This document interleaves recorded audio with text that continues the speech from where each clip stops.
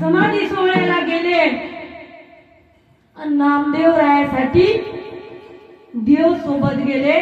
सर्वजण गेल्यानंतर त्या ठिकाणी समाधी घेतली.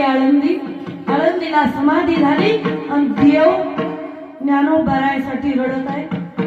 हे नामदेव महाराजांनी पाहिलं आणि देवाला विचारलं, का हो पाहे चक्र पाणी नामा डोळा पाणी कंठ तो दाटून उगा असे. नामदेव राय रडत आहेत आणि देव सुद्धा रडत आहे. त्यावेळेला देव म्हण की रुक्मिणी हाची एक योगी देखील नाही, हे जी जाण ज्ञान संजीवनी त्रैलोक्यासी. असा योगी भूतो ना भविष्यती पुन्हा होणे नाही. जो योग्यांची माऊली आहे, साधकांचा मायबाप आहे, तो ज्ञानियांचा राजा आज समाधिस्थ होत आहे. देव रडू लागले. त्यावेळेला नामदेव राय देवाकडेच बघत होते.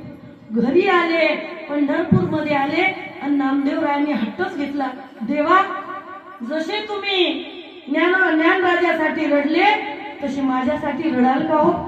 देवांनी सांगितलं, नामा असं बोलू नको. नाम जितकं मला प्रिय आहे तितकंच मला ज्ञान प्रिय आहे. ज्ञान आणि नाम हे दोन्ही असल्याशिवाय मी प्रसन्न होत नाही. किती ज्ञान असेल आणि तो नामाचा जप करत नसेल तर व्यर्थ ज्ञान आहे.